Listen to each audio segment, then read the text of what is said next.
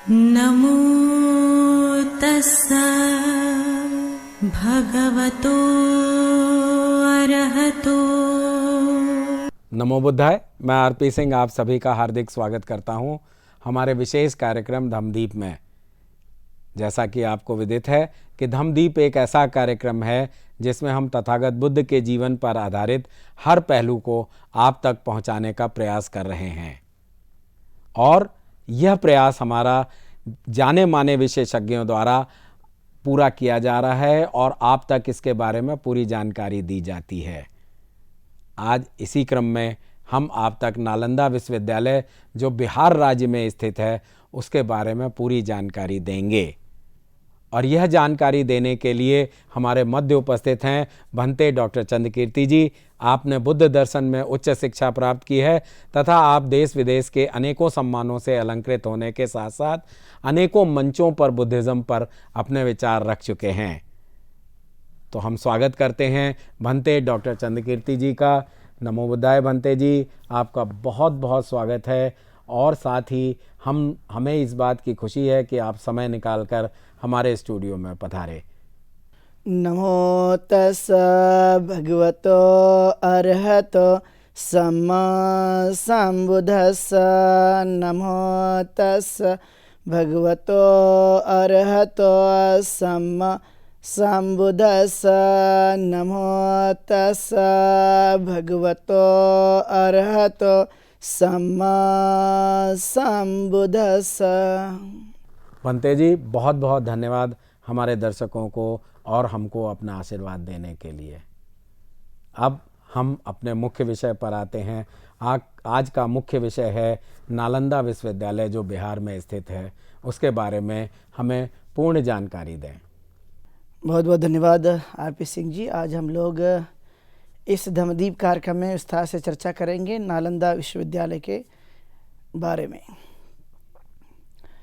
प्राचीन विश्वविद्यालयों में से एक जो कि विश्वविख्यात विश्वविद्यालय रहा है, जिसका नाम नालंदा विश्वविद्यालय, जिसको पूरे दुनिया में जाना जाता है, जिसकी बहुत ही ख्याति प्राप्त थी।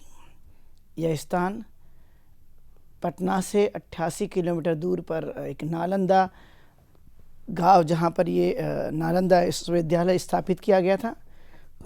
इस विद्यालय को स्थापित करने के लिए बहुत सारे राजाओं ने बड़ी मदद की थी, जिसमें कुमार गुप्त है, सम्राट अशोक है, हर्षवर्धन है, और भी बहुत सारे राजा थे जिन्होंने इस विश्वविद्यालय को इस्टाब्लिश किया। और यह बहुत ही प्रसिद्ध था अपने ज्ञान, शिक्षा, कौशल और कलाओं के क्षेत्र के लिए, विज्ञान के क्षेत्र के लिए। और यहाँ पर बहुत ही दुनिया भर से लोग पढ़ने के लिए आया करते थे, और जब यहाँ पढ़ने के लिए आते थे तो बड़े विद्वान होकर निकलते थे। और इसलिए इस विश्वविद्यालय की ख्याति इसलिए प्रसिद्ध थी क्योंकि यहाँ पर लोग बड़ी कठिन परीक्षा दे करके यहाँ पर अपना प्रवेश लेते थे, और इसलिए यहाँ एक टेस्ट लिया जाता था, और उस टेस्ट में यदि जो भी पास हो जाते थे तो उनको यहाँ की शिक्षा लेने का अवसर प्राप्त होता था। यदि वो नहीं हो पाते हैं तो उन्हें फेल करने वाले विद्यार्थियों को या अनुत्तीर्ण हुए विद्यार्थी को यहाँ पर प्रवेश लेना काफ़ी मुश्किल था। इस विश्वविद्यालय की खासियत ये थी कि यहाँ पर निःशुल्क जो भोजन है, वस्त्र है, औषधि है, ये सब कुछ मुफ्त में विद्यार्थियों को प्रोवाइड कराया जाता था। यह एक बड़े विशाल और विस्तार से ये क्षेत्र फैला हुआ था, जहाँ पर हमें एक बड़े परिसर में इस विद्यालय देखने के लिए मिलता है, जिसमें लगभग 300 कक्ष बने हुए थे। और यहाँ पे रहने के लिए जो आचार्य थे उनके लिए भी ये अलग अलग स्थान था, और जो विद्यार्थी थे उनके लिए भी रहने के लिए स्थान था। ऐसे कुल मिलाकर के एक वृहद जो विशाल जिसे कहा जाता है वो विश्वविद्यालय यहाँ पर था। चूँकि ये आवासीय स्कूल होने की वजह से, आवासीय विश्वविद्यालय होने की वजह से आप देखेंगे कि यहाँ पर शिक्षकगण और विद्यार्थीगण इसी परिसर में रहा करते थे। तो लगभग 10,000 विद्यार्थी इस विश्वविद्यालय में अध्ययन करते हैं। इसी के साथ साथ 1500 अध्यापक यहाँ पर हुआ करते थे, जो पढ़ाने का काम विद्यार्थी को किया करते थे। वो सब ज़्यादातर सभी के सभी आचार्य बहुत ही विद्वान हुआ करते थे। जैसे हम लोग नाम सुनते हैं नागार्जुन, वसुबंधु, ये सभी के सभी जो है वो इसी विश्वविद्यालय में अध्ययन का काम कराते थे। हम जानते कि नालंदा से 2 ऐसी शख्सियत जिन्हें तथागत गौतम बुद्ध ने सेनापति का दर्जा दिया था, वे भी नालंदा इसी जगह से थे, जिनका नाम है शारिपुत्र और महामोगल्यान।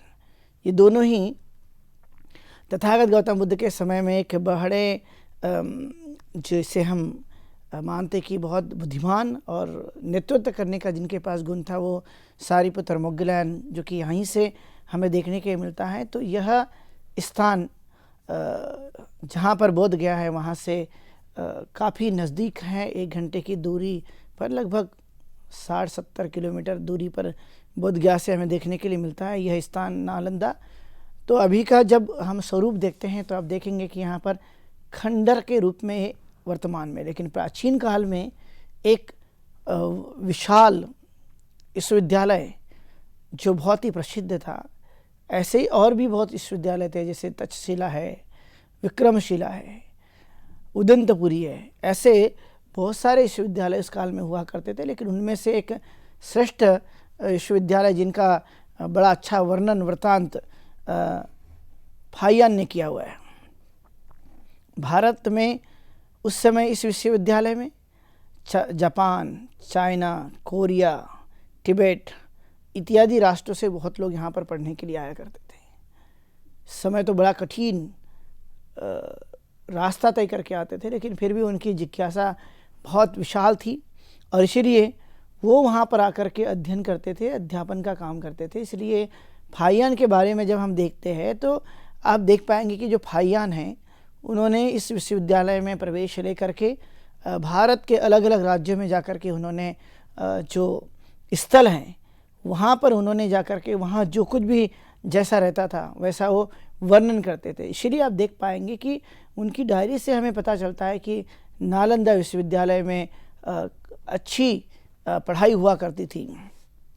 जैसे आप कला है, विज्ञान है, चिकित्सा है, शस्त्र, ऐसे कई सारे जो ज्ञान थे, कला विज्ञान जिसे कहते हैं हम लोग, वो सब प्रकार का जो शिक्षा है वो इसी नालंदा विश्वविद्यालय में दी जाती थी। और इसीलिए यहाँ के कुछ विद्यार्थी ऐसे थे जो 500 विषयों में पारंगत हुआ करते थे। लगभग 500 ऐसे विद्यार्थी जो 500 विषय में पारंगत थे, 300 ऐसे विद्यार्थी जो 250 विषय में पारंगत थे और 200 ऐसे विद्यार्थी जो 100 विषय में पारंगत थे। तो ऐसे कुल मिलाकर के बड़े ही वह अलग अलग विषय के जानकार इस विश्वविद्यालय में ध्यान, सदाचार, शील पर आधारित शिक्षा अनिवार्य रूप से दी जाती थी। त्रिपिटका का अच्छा गहन अध्ययन यहाँ पर कराया जाता था और इसलिए जो भी विद्यार्थी इस विश्वविद्यालय में प्रवेश लेते थे वो एक विद्वान बनकर बाहर निकलता था और जब वो विद्वान बन जाता था तो समाज में जाकर के प्रचार प्रसार करता था। विशेष तौर पर आप देखेंगे तो ये बौद्ध विश्वविद्यालय के नाम से उस काल में जाना जाता है, इसलिए नालंदा महाविहार था इसका नाम नालंदा। अब आप देखेंगे कि वहाँ पर उस परिसर में कुआं था, वहाँ पर पूजा स्थल था जिसे हम साला कहते हैं या पूजा स्थान के नाम से जाना जाता है। इस नालंदा विश्वविद्यालय में जहाँ पर पूजा स्थान था, जहाँ पर भिक्षुगण आकर के अपनी श्रद्धा व्यक्त करते थे, वहाँ पर तथागत गौतम बुद्ध की बहुत ही सुंदर मूर्ति बनाई गई थी और वो काफ़ी बड़ा विश्वविद्यालय हमें देखने के लिए मिलता है। तो ऐसे कुल मिलाकर के बड़ा क्षेत्रफल वहाँ पर है और इस विश्वविद्यालय को लगभग 200 जो गांव थे वो गांव गोद में लिए हुए थे। तो इसलिए 200 गांव से यहाँ पर अनाज आता था, इसलिए यहाँ पर कभी भी अनाज की कोई कमी नहीं पड़ती थी। वे सतत यहाँ पर लोग जो है उदान करते थे, इसलिए ये विश्वविद्यालय दान पर आधारित था, दान करते थे। राजा और प्रजा भी पूरी तरह से इस विश्वविद्यालय को संचालित करने के लिए वह काफ़ी कुछ मदद किया करते थे। और इसलिए यह एक बड़ा जो नाम है शिक्षा के क्षेत्र में, जहाँ दुनिया में एक बड़ी क्रांति की, तो वह है नालंदा विश्वविद्यालय। यहाँ पर आप देखेंगे तो आपको 3 बड़ी बड़ी लाइब्रेरियाँ देखने के मिलती है। मतलब एक का नाम एक नाम जो है वो दिए गए थे। बड़ा पुस्तकालय था, जैसे रत्नदि, रत्नसागर, रत्नरंजक, ये पुस्तकालय के नाम थे। और यहाँ पर पुस्तकालय के जो वर्गीकरण किया गया था, जैसे कि हाथ से लिखे हुए, ताड़पत्रों पे लिखे हुए, और भी अलग अलग तरह की पुस्तकें यहाँ पर थी। इसलिए अथाह साहित्य संपदा जो हमें देखने की मिलती है वो नालंदा विश्वविद्यालय में था, जहाँ पर विद्यार्थी जाकर बड़ी अच्छी तरह से अध्ययन किया करते थे। देखा जाए तो जब उस कक्ष की हम बात करते हैं जहाँ पर ये विद्यार्थी रहते थे, तो ज़्यादा से ज़्यादा 1 या 2 विद्यार्थी एक कक्ष में रहते थे।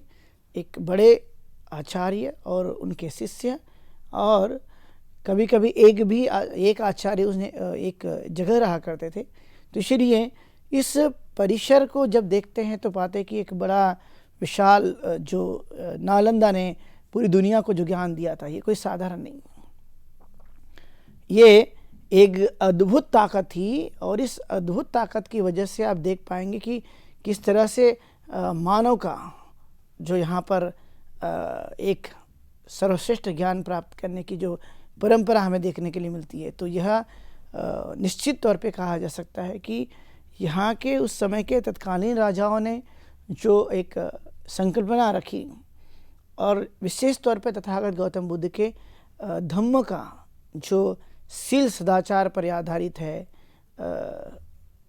समाधि पर आधारित है, ऐसे धम्म को साक्षात जनता में कैसे बताया जाए, उसे फैलाया जाए। तो इसलिए सबसे पहले विद्यार्थी को तज्ञ किया जाता था।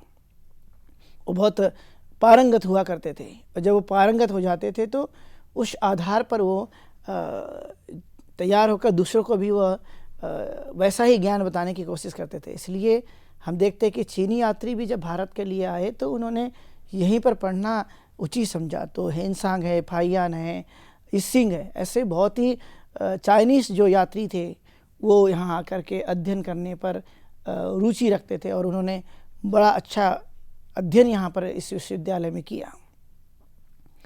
और ये विश्वविद्यालय जो कि दुनिया में ख्याति प्राप्त होने की वजह से आप देख सकते कि अलग अलग जगह के जब लोग यहाँ पर पढ़ने के लिए आते थे तो वह पढ़ने के बाद बहुत बुद्धिमान हो जाते थे, ज्ञान उनका काफ़ी कुछ बढ़ जाता था, और वो अलग अलग शास्त्रों के ज्ञाता बन जाते थे। तो वह ज्ञान समाज में जाकर कैसे दिया जाए या उसे कैसे बांटा जाए, इस पर भी वो ज़्यादा आकलन करने पर जोर दिया करते थे। इसलिए यह विश्वविद्यालय हम जानते हैं कि एक आवासीय विश्वविद्यालय, जो एक बड़ा विश्वविद्यालय उस काल में हमें देखने के लिए मिलता है। यहाँ पर आकर के लोग जो अध्ययन करते थे वो एक बड़ी अच्छी प्रक्रिया हुआ करती थी, क्योंकि ये आवास में रहने की, उसी जगह रहने की वजह से उन्हें ज्ञान अर्जित करने के लिए पूरा फुल समय मिलता था। मतलब किसी प्रकार का कोई जो ज्ञान है वो कम न रह जाए, इसलिए वो पूरी तरह से इसको संचालित करने के लिए जो भी चीज़ें लगती थी वो बखूबी यहाँ के जो संरक्षक लोग थे वो पूरी तरह से इसे आगे बढ़ाने के लिए कोशिश करते रहते। इसलिए विशाल जो नालंदा का जो परिसर है, जिसे हम एक महाविहार विश्वविद्यालय के नाम से जब जानते, तो देखा गया कि इसी जगह में अलग अलग कक्ष बने हुए हैं। अलग अलग कक्षों में जिस तरह से वहाँ पर पढ़ाई हुआ करती थी, विद्यार्थी इकट्ठा हुआ करते थे और वहाँ पर आचार्य उनको ये शिक्षा देते थे। इस विश्वविद्यालय की एक खासियत थी कि यहाँ पर विद्यार्थी को सुबह से ही उठना होता था, प्रातःकाल ही उठने के लिए कहा जाता था, और उठने के बाद में वह ध्यान साधना करते थे, शिल्पाभ्यास करते थे, पूरे परिसर को बड़ी हिफाजत करके रखते थे, और वो आचार्य के बताए हुए मार्ग पर अच्छी तरह चलते थे। इसलिए एक फुल टाइम जिसे कहा जाता है, रेगुलर जिसे कहा जाता है, वो एक भरपूर समय विद्यार्थी को पकने और तपने के लिए मिलता था। इसलिए वो बहुत विद्वान हुआ करते थे।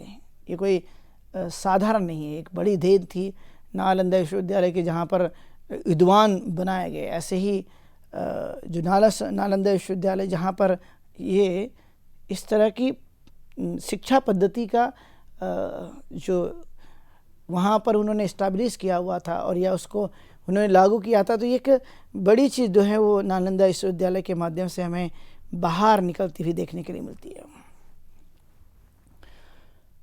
इस विश्वविद्यालय में अधिकतर जो शिक्षकगण थे वो भिक्खु हुआ करते थे और भिक्खु भी अलग अलग शास्त्रों के ज्ञाता हुआ करते थे।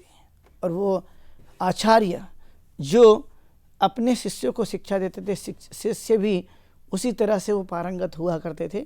और इसलिए अलग अलग जगह वो जब गए तो हम देख सकते कि नालंदा की प्रसिद्धि इसलिए बन पाई क्योंकि वहाँ से निकलने वाला हर एक छात्र अपने आप में एक विद्वान था और विद्वान होने की वजह से ही वह दुनिया में ख्याति प्राप्त किया।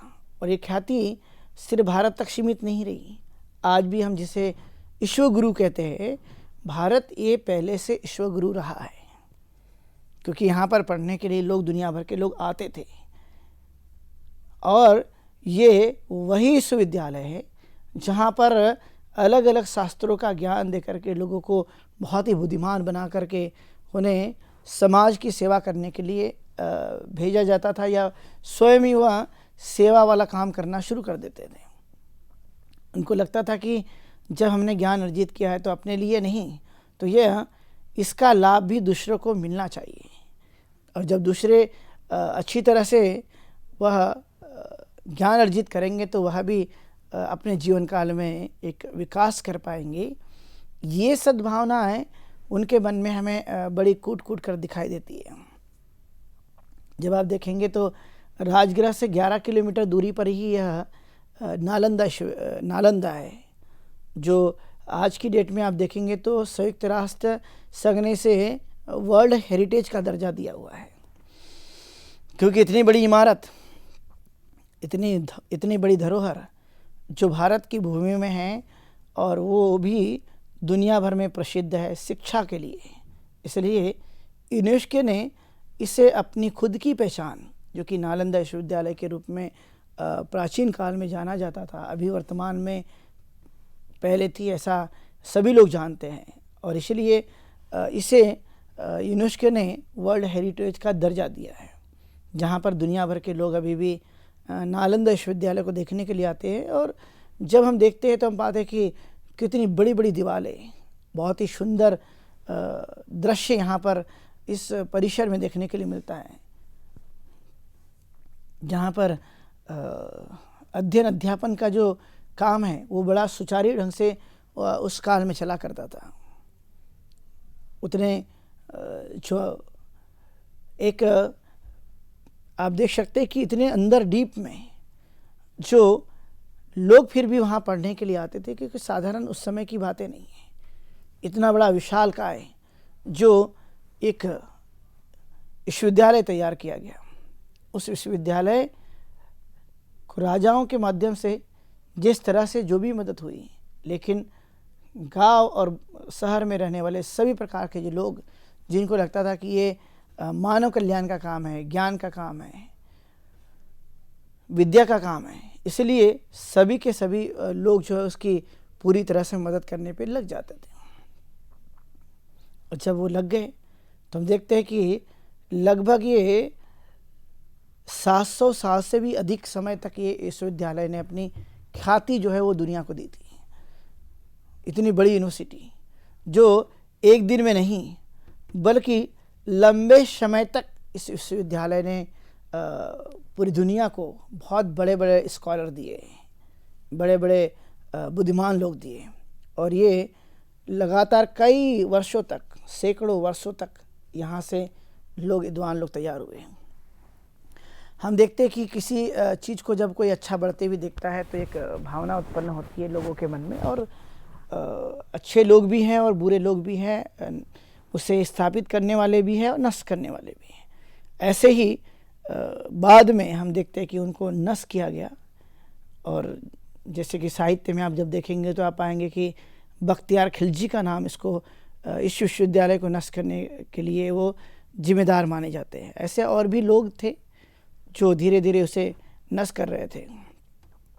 इसलिए इस विश्वविद्यालय की जो लाइब्रेरी थी, जो मैंने आप लोगों को 3 नाम बताए थे लाइब्रेरी के, तो यहाँ जो पुस्तकें थी उस पुस्तकों को जब आग लगाया गया तो लगभग ऐसा कहा जाता कि 6 महीने तक ये लाइब्रेरी जलती रही।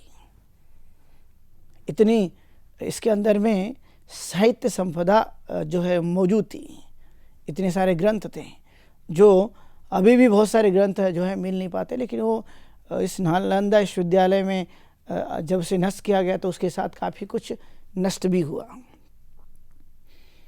और ये पूरा परिसर जो बहुत ही बड़ा परिसर था, धीरे धीरे उसे नष्ट कर दिया गया। और जब आप देखेंगे तो बाद में कालांतर में ये नालंदा में ही खुदाई के माध्यम से इतना बड़ा विश्वविद्यालय निकला हुआ है। लोगों को बहुत कुछ पता तो नहीं था, लेकिन फिर भी आप देख पाएंगे कि इतने बड़ा जो परिसर है जिसको हम नालंदा विश्वविद्यालय के नाम से जानते हैं, ये विश्वविद्यालय जो भारत भूमि पर एक बड़ा नाम था। और इसलिए बहुत सारे जो लोग थे वो यहाँ पर पढ़ने में रुचि रखते थे। जैसे तथागत गौतम बुद्ध ने कहा कि बहुत सारी कलाएं मनुष्य को सीखनी चाहिए, जिसे आर्ट स्किल कहा जाता है, वो सीखना चाहिए। तो उसी पैटर्न को मानते हुए कि हर एक आदमी के पास क्षमता होती है और जब वो क्षमता होती है तो उसका इस्तेमाल भी होना चाहिए, इस भावना के साथ में जब यहाँ पर पढ़ने के लिए आते थे तो आप देखेंगे कि यहाँ कठिन परीक्षा जब द्वारपाल ही खुद लेता था, उसका टेस्ट लेता था, यदि वो सक्षम नहीं है उत्तर देने में तो फिर वो आगे नहीं बढ़ सकता था।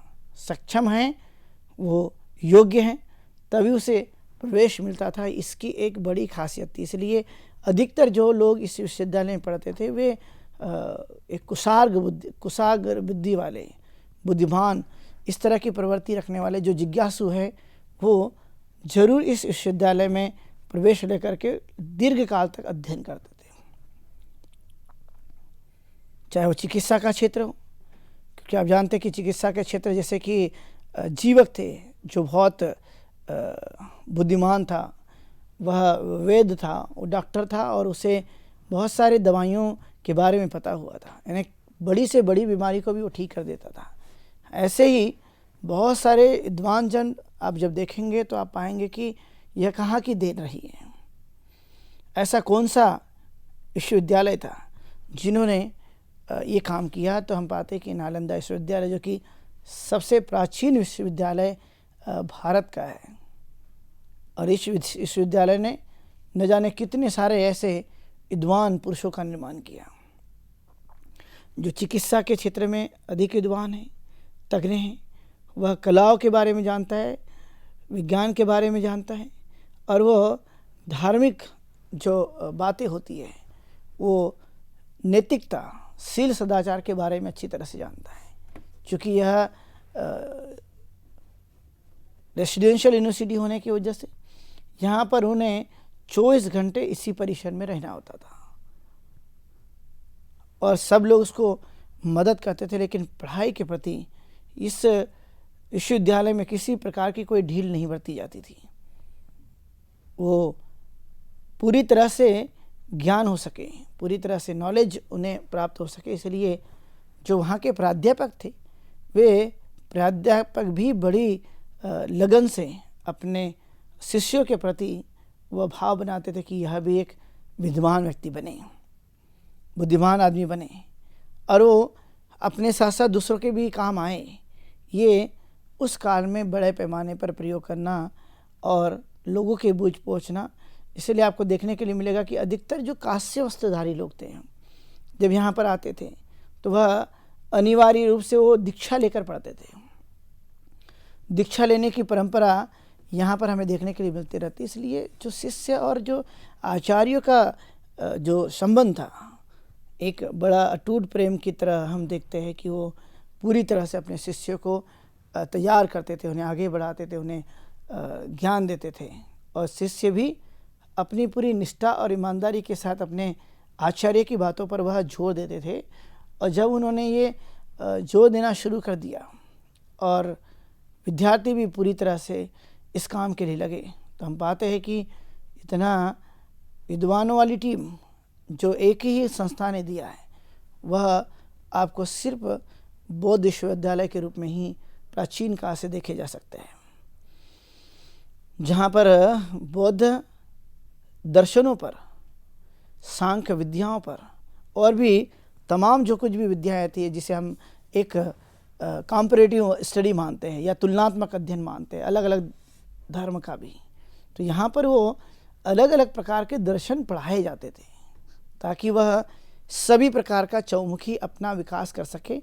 इस पर बड़ा जोर दिया जाता था और वहाँ के लोग सोचते रहते थे कि अलग अलग रिलीजन का वहाँ पर एक तुलनात्मक अध्ययन करने से क्या क्या प्राप्त होता है।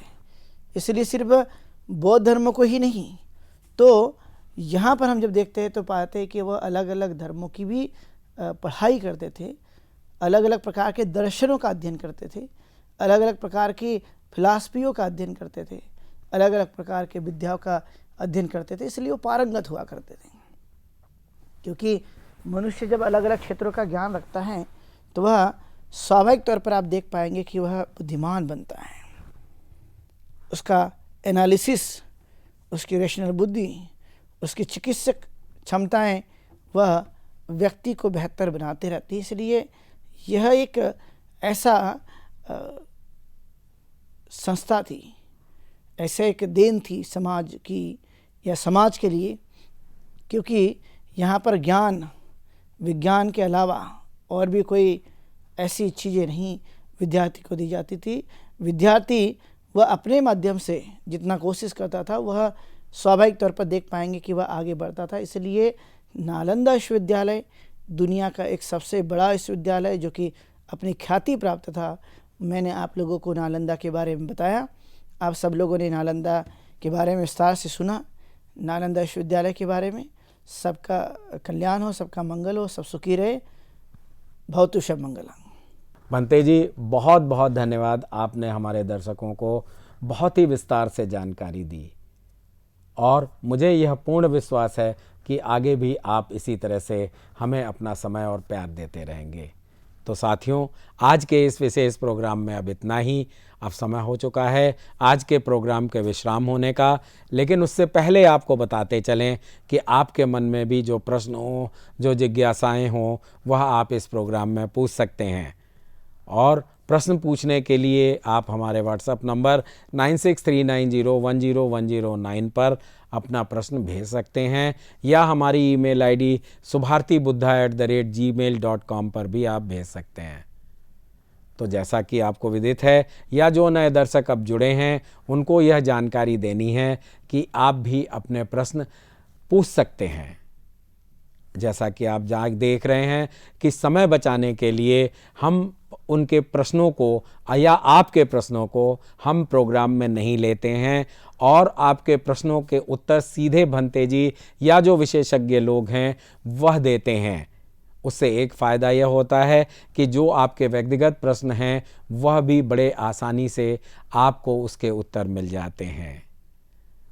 तो आपसे निवेदन है कि आप हमारे दिए हुए फ़ोन नंबरों पर हमें अपने प्रश्न भेजें और सीधे भंते जी से अपना संवाद स्थापित करें।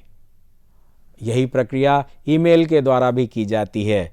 तो मुझे उम्मीद है कि आप अपनी जिज्ञासाओं को दबाएंगे नहीं और हमारे इस विशेष प्रोग्राम का हिस्सा बन अपनी जिज्ञासा को शांत करेंगे। तब तक मैं आरपी सिंह भंते डॉक्टर चंद्रकीर्ति जी के साथ लेता हूँ विदा। कल इसी समय आपके समक्ष फिर उपस्थित होंगे। नमो बुद्धाय। नमो तस्सा भगवतो अरहतो